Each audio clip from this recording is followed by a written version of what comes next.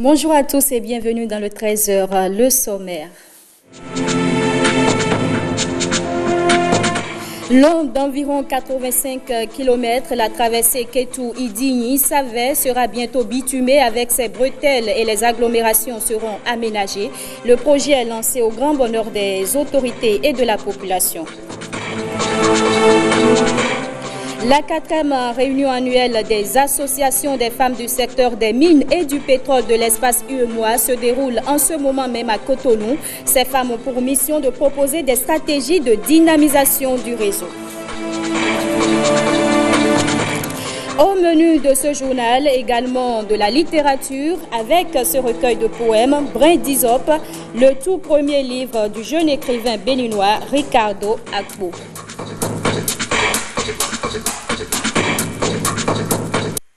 Merci de choisir l'ORTB pour vous informer. Les populations et autres usagers de la route Kétou-Savè peuvent se réjouir. Cette route et ses bretelles seront bientôt bitumées. Les travaux ont été lancés officiellement ce mardi à Kétou. Le désenclavement de la région était devenu une nécessité pour plusieurs raisons évoquées dans ce reportage de Ghislain Poguet et de Jules Akoikou.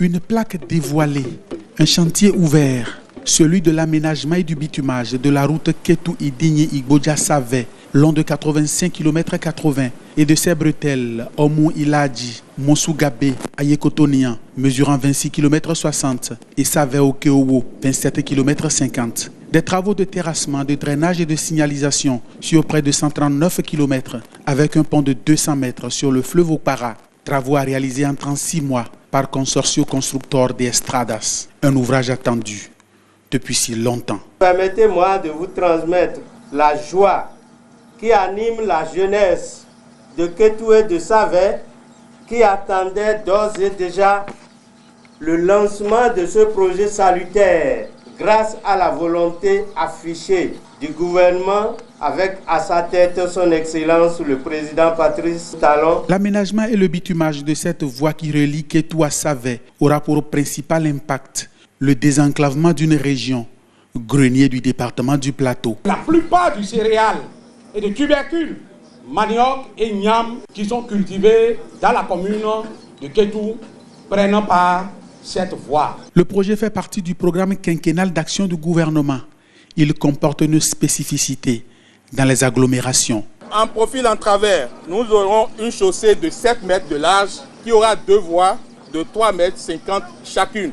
Dans les agglomérations de Kétou et de Savè, nous aurons une structure en 2 fois 2 voies. La route Kétou-Idigny-Igbodja-Savè et ses bretelles vont coûter 105 998 160 000 francs CFA. Elle est financée à 95% par le Brésil à travers Banco do Brasil, le Bénin prenant en charge les 5% restants. Le lancement officiel ce jour des travaux d'aménagement et de bitumage de la route traduit l'effort du gouvernement brésilien pour contribuer à la construction d'infrastructures modernes au Bénin. Ces travaux qui viennent d'être lancés s'ajoutent à une longue liste. L'aménagement et le bitumage de la route Natitengu-Bukumbe-Korontière, la construction du boulevard de la Marina à Cotonou, la réhabilitation de la route Dassa-Savalou-Djougou, l'aménagement et le bitumage de la route Djeregbe-Djaoode, l'aménagement et le bitumage de la route Lokosa-Deve à Plaroué, l'aménagement et le bitumage de la route des pêches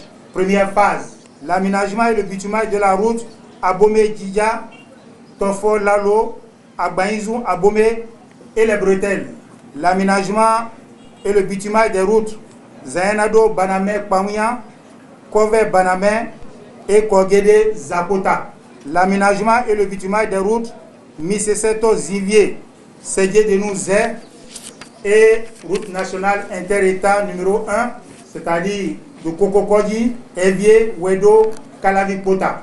La reconstruction de la route Porto-Novo à Promisérité en 2 fois 2 voies et l'aménagement et bitumage de la route Pobé à Djawere Mwehi.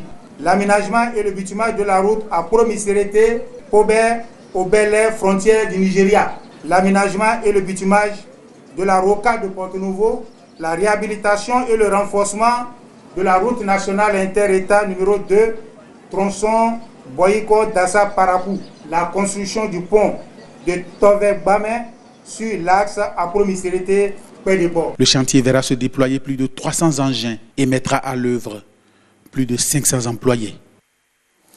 Campagne d'information et de sensibilisation des ouvriers du Bénin révélée dans la commune de Lalo. Ils ont entretenu les fils et filles de cette localité sur les nouvelles réformes engagées par le pouvoir en place et la nécessité de respecter les lois mises en vigueur. On en parle avec Machel Betoro et Wenceslao Awaïma. Aider le gouvernement de Patrice Talon à mieux atteindre les objectifs visés par les nouvelles réformes engagées, c'est la noble tâche que les ouvriers du Bénin révélent. Ce matin, nous sommes à Lalo, comme vous le remarquez, pour expliquer à la population de Lalo les réformes, surtout dans le domaine de l'arche. Au niveau, par exemple, des subventions avec les ATDA pour les paysans, pour toute autre personne, ce qui leur est apporté. Nous passons en même temps pour leur expliquer qu'il faut aller se faire enregistrer pour les prânes. Donc, nous parlons également du sachet, parce que bientôt, la loi va prendre effet, où les mesures coercitives vont être mises en place. Les gens seront arrêtés. Alors ils diront, je n'étais pas informé.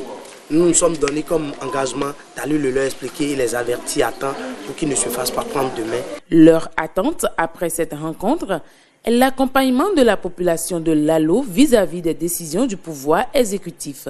Nos attentes, c'est que nos populations nous comprennent, expliquent pour ceux qui sont venus nombreux, qu'ils expliquent aux leurs qui ne sont pas venus, afin que chacune des personnes ici présentes deviennent des ouvriers comme nous et aillent l'expliquer dans leur maison, dans leur contrée, à leur petite famille, les réformes mises en place par le chef de l'État pour que le développement devienne une réalité.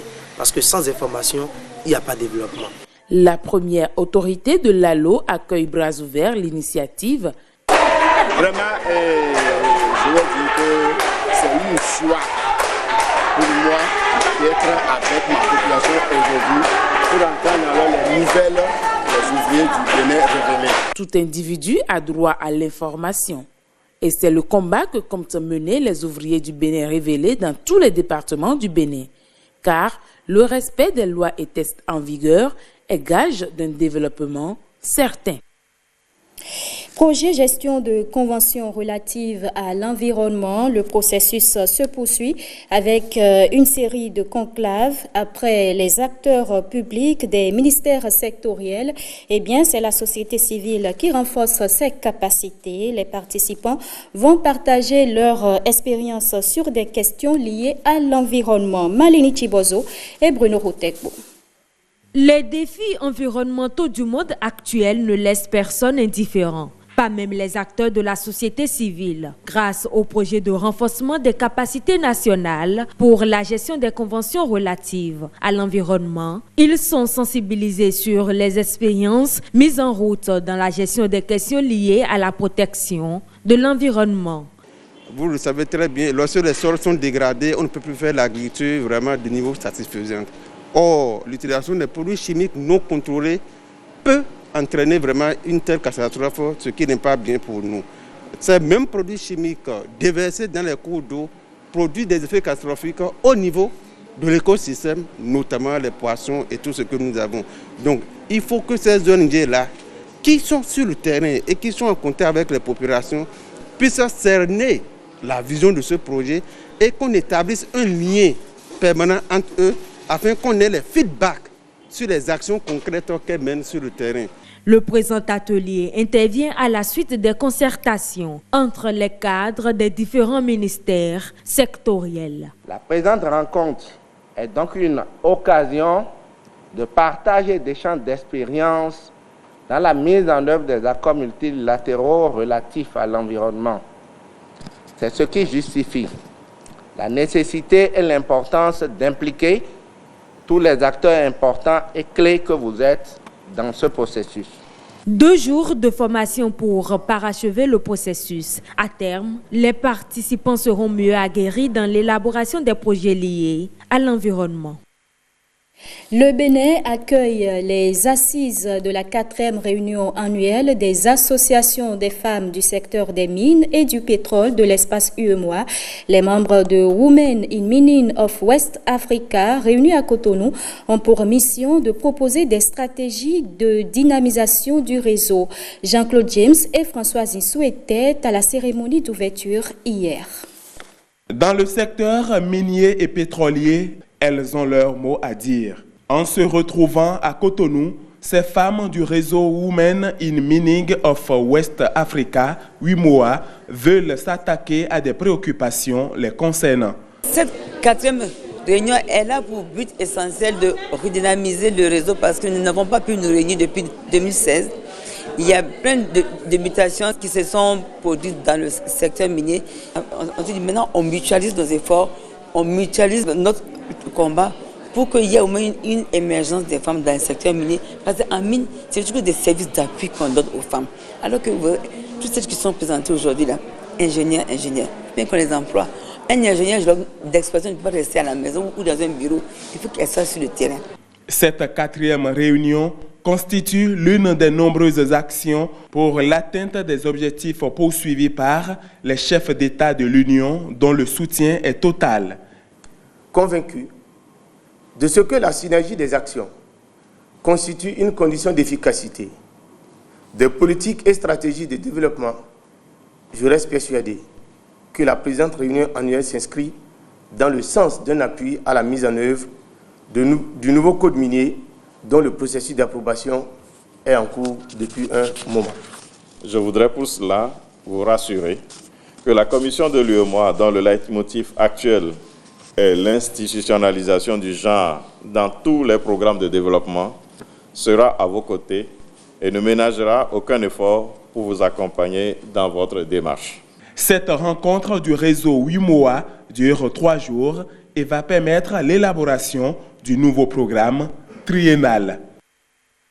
Parlons à présent de la rencontre des experts en prélude à la table ronde de l'UEMOA, une rencontre de concertation du secteur privé et public pour le financement des projets du plan directeur de l'aménagement des corridors pour l'anneau de croissance en Afrique de l'Ouest. Occasion pour chacun des pays participants de présenter ces différents projets aux partenaires. Le Bénin fait partie des pays qui participent à cette séance de concertation organisée à Abidjan par l'UEMOA. Awa Chérif et Franck Gbedjino ont interviewé le représentant des experts.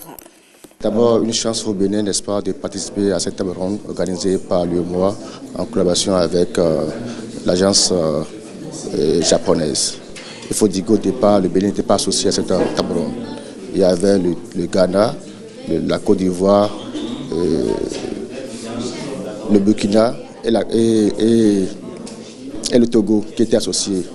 Mais il s'est fait que comme le ministre des Finances étant président d'assiste du Conseil des ministres, il s'est imposé pour que le Bénin participe à cette table ronde. Il faut dire que cette table ronde concerne le corridor Burkina Faso-Bénin.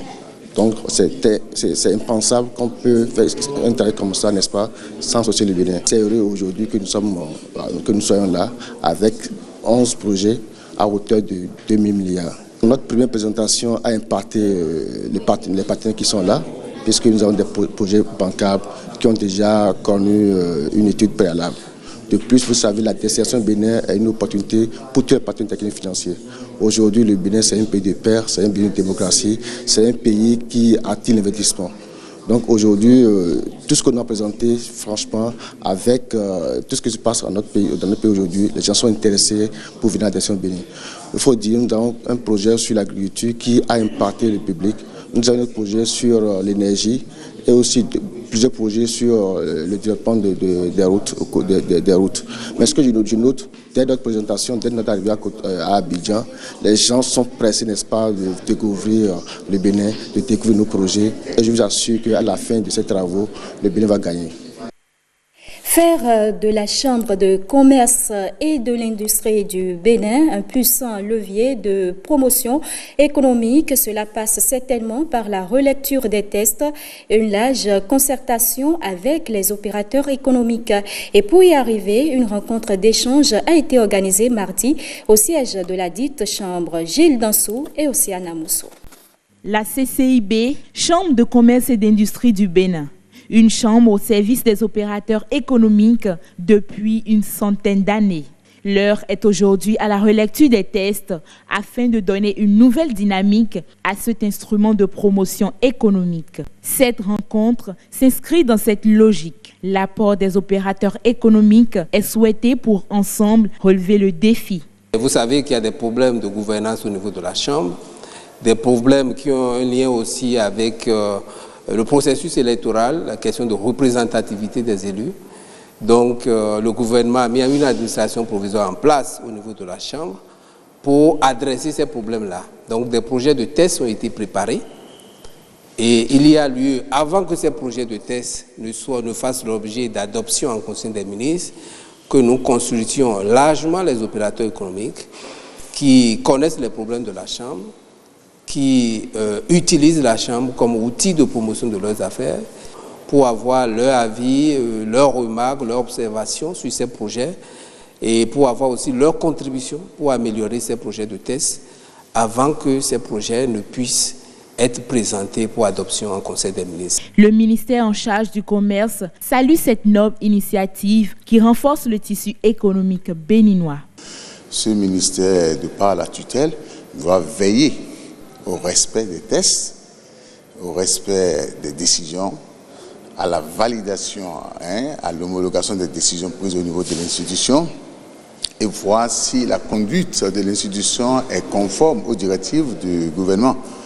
Et c'est en ce sens que, suite aux perturbations intervenues, aux mésententes intervenues entre les élus et à l'impossibilité de renouveler les organes de gouvernance au niveau de l'institution, le ministère a pris ses responsabilités en informant à temps le gouvernement et en installant un administrateur provisoire pour revoir l'ensemble des tests, de l'organisation de l'institution afin d'en faire une véritable institution consulaire au service du développement de notre nation et qui soit en adéquation avec la vision et la politique de l'État. Des réflexions qui vont se poursuivre dans les autres régions du Bénin pour des échanges fructueux. Et comment renforcer les cadres en faveur du plaidoyer au profit des populations à la base? L'Association nationale des communes du Bénin a organisé un atelier de 4 jours pour leur donner les rudiments nécessaires. Plus de détails avec Machel Betoro et Wenceslas Saroimon. L'une des prérogatives de l'Association nationale des communes du Bénin est la mise en œuvre des stratégies de plaidoyer des communes en faveur de la population à la base. Et pour réussir cette mission, des outils de défense sont donnés au cadre de l'ANCB pour mieux exercer leurs fonctions. Vous savez, l'ANCB en tant que fêtière des 77 communes du Bénin a pour âme essentielle le plaidoyer, mais aussi le lobbying. Les communes nourrissent beaucoup d'espoir quant à leurs préoccupations vis-à-vis de l'ANCB qui doit porter les dites préoccupations à la connaissance de l'État central. Et ceci ne peut se faire qu'à travers un plaidoyer. Et donc, nous affûtons nos âmes ce matin, et ceci sur 4 jours, pour mieux porter les préoccupations des communes vers le pouvoir central. Les attentes des uns et des autres au terme de cet atelier sont ici revisitées par le président de l'Association des communes du Bénin. Nous le voulons bien ancré dans les réalités du fonctionnement de la NCB. C'est pourquoi nous allons nous appuyer sur les compétences du secrétaire exécutif de la NCB et son expérience dans le domaine de l'enseignement par ailleurs pour conduire les 4 jours de travaux. Je ne doute point de vos compétences pour sortir de ce séminaire avec un dispositif cohérent de coordination et de mise en œuvre des actions de la NCB. Ce moment constitue aussi pour vous une opportunité de renforcement de vos capacités en matière de préparation et de défense des plaidoyers à travers des mises en situation. Des simulations de plaidoyer meublées par des exercices de jeu de rôle, 3 jours de formation pour permettre aux agents de l'ANCB de se fixer désormais sur leur mission. Le monde entier a célébré ce 17 juillet la justice internationale, une journée instituée pour marquer l'adoption du statut de Rome qui a créé la Cour pénale internationale en 1998. Ce statut est entré en vigueur le 1er juillet 2002. La CPI veut être une juridiction chargée de juger les coupables de crimes divers, de génocide et autres à travers le monde. Mais aujourd'hui, plusieurs praticiens du droit reprochent à cette institution de ne juger que des leaders politiques africains. Ariane Da Silva et Samson Thiomo ont abordé le sujet avec un docteur en droit international public. On l'écoute. Du point de vue du droit, ces poursuites sont fondées. La CPI poursuit justement ses responsables politiques des États africains parce que ces États ont régulièrement ratifié le statut de Rome qui a créé la Cour pénale internationale. Mais d'un point de vue politique, on peut considérer que la CPI se comporte de la sorte parce que justement elle n'a pas les moyens de poursuivre les ressortissants d'États considérés comme les plus forts. Et c'est pour cela qu'il y a un problème d'efficacité de l'action de la CPI justement. Elle a plusieurs carences. Je vais en retenir notamment 2. La première, c'est justement l'absence d'universalisme. Il faut souligner que la CPI évolue, fonctionne, mais son traité n'a pas été signé par la Chine, l'Inde, la Russie et surtout les États-Unis d'Amérique. Et en le disant, il faut aussi souligner que cette absence des USA n'est pas une absence passive, c'est une absence active parce que les États-Unis combattent encore ouvertement la CPI. Donc ça pose un problème d'efficacité de l'action de la CPI. La seconde carence, c'est justement son manque d'autorité. Parce que il y a une sorte d'anomalie dans le fonctionnement de la CPI aujourd'hui. La CPI peut être saisie par le Conseil de sécurité des Nations Unies, qui peut d'ailleurs mettre fin à l'action de la CPI s'il estime que une telle action n'est pas favorable à la paix et à la sécurité internationale. Mais certains États membres permanents du Conseil n'ont pas ratifié le statut de Rome qui a créé la CPI. Donc on comprend mal que ces États peuvent initier une action auprès de la CPI ou encore mettre un terme à l'action initiée par la CPI ou encore le procureur. Et donc ça pose un problème évidemment d'efficacité. Et on peut aboutir à la conclusion selon laquelle le chantier de la justice pénale internationale est un chantier inabouti.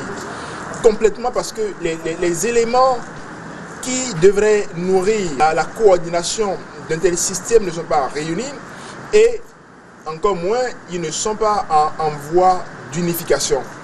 Et c'est pourquoi la tendance aujourd'hui est beaucoup plus vers la mise en place de juridictions régionales pénales internationales.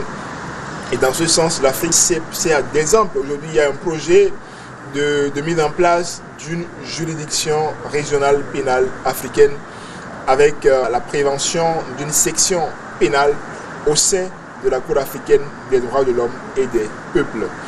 L'avantage, c'est qu'une telle juridiction peut éviter les suspicions de discrimination parce que justement, elle va s'appuyer sur les États directement concernés et elle pourra reposer sur une sorte de synthèse des droits locaux. Le ministre du Travail et de la Fonction publique, Adidjatou Matisse, a présidé ce mardi la cérémonie de passation de charges entre le secrétaire exécutif sortant de l'Observatoire des fonctions publiques africaines et l'administrateur provisoire Estelle Dokonou et Daniel Ada. C'est par ce tact que Prosper Kombéré passe le témoin à Bertin Kenom à la tête de l'OFPA. Pendant plus de 6 ans, le secrétaire exécutif sortant a tenu les rênes de cette institution. Je suis principalement animé de deux types de sentiments.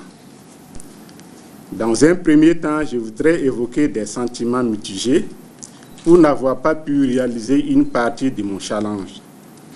Toutefois, je suis en ce moment animé aussi de sentiments de satisfaction, car notre désir de bien faire et l'accompagnement de certains États ont permis à l'OFPA de faire des avancées probantes. Après avoir salué la disponibilité dont a fait preuve Prosper Kambiré à la tête de l'OFPA, la ministre Adidjatou Matisse exhorte le secrétaire exécutif entrant à œuvrer pour la consolidation des acquis. Mais avant, elle n'a pas manqué d'évoquer quelques difficultés auxquelles est confrontée l'OFPA. Plus de 20 années se sont écoulées après la création de notre organisation à Cotonou, mais les attentes n'ont pas été comblées en dépit de multiples efforts déployés. Fort heureusement, cette situation critique a connu un épilogue avec la tenue de la 11e session de la conférence des ministres à Cotonou, grâce à la volonté du gouvernement du Bénin, monsieur l'administrateur provisoire. La situation ci-dessus décrite n'a pas sensiblement varié. C'est la raison pour laquelle, tout en vous adressant mes vives félicitations, je vous exhorte à faire preuve d'un engagement fort et de beaucoup de détermination, car le plus important reste à faire. Tout en rendant hommage à ses prédécesseurs pour les efforts consentis, Bertin Kenom réitère son engagement à relever les défis à venir. Je voudrais vous retirer toute ma disponibilité et mon engagement à mener les changements qualitatifs nécessaires pour relever ensemble les défis qui nous attendent. Je voudrais réitérer mes remerciements à vous tous ici réunis pour votre présence à cette cérémonie qui consacre ma prise de fonction et exhorte chacun d'entre vous à apporter sa pierre à l'édifice commun qui honore le Bénin. Au terme de la cérémonie, l'autorité en charge de la fonction publique a eu droit à une visite guidée des locaux nouvellement réfectionnés par le gouvernement en vue d'améliorer les conditions de travail. Vient de paraître dans les kiosques et librairies Brin d'Isop, un recueil de poèmes, le tout premier livre du jeune écrivain béninois Ricardo Akpo. L'ouvrage a été présenté au public en fin de semaine écoulée sur le campus de l'École normale supérieure de Porto Novo. Guillaume Avienou, Bressangbo. Un auditoire tout plongé dans l'interprétation de poèmes au lancement du Brin d'Isop, un recueil de poèmes de Ricardo Akpo, produit aux éditions Solara. Brin d'Isop assemble l'univers dans une bousculade de sensations savamment ordonnées. Une mélopée de plus de 140 pages, dessinant dans la métaphore contée par le verbe, donnant l'impression au lecteur de faire jaillir le beau. La terre et la mer ont gardé des secrets dans leurs entrailles et l'Isop inspire ce chapelet de poèmes vivant à notre poète. Des magnifiques cantiques susurrant la beauté de la vie, aux hommages suaves à la femme, tout vient à point. Ricardo Akpo, étudiant en licence d'histoire et de géographie à l'École normale supérieure de Porto Novo, grand admirateur de Victor Hugo et d'Alphonse Lamartine, désire du haut de ses 21 ans partager sa vision du monde et de la vie sous toutes ses formes avec Brin d'Isop. Brin d'Isop, fort le côté poétique et littéraire, c'est d'abord pour moi un livret de prières. Certes, l'écrivain écrit, mais il revient au lectorat d'en juger et d'en tirer ses propres conclusions. Le Brin, insignifiant et fragile, arbore alors dans ce livre la légèreté de la vie humaine remplie de souillures qui cherchent à être épurée par l'Isop, et cela à travers une parfaite maîtrise de la poésie et de la versification. C'est un ouvrage pas des moindres parce que la qualité littéraire, la qualité artistique est de mise. C'est un choix de l'auteur de faire de la versification, mais c'est de la belle versification. C'est un respect absolu des règles de versification et de prosodie et qui n'occulte pas le sens. Et c'est tout à l'honneur de l'auteur de pouvoir allier le fond et la forme avec cette remarquable habileté. Brin d'Isop nous amène tout simplement à la découverte de fleurs jamais fanées dans un temps figé. Et c'est la fin de ce journal. Je vous remercie de l'avoir suivi.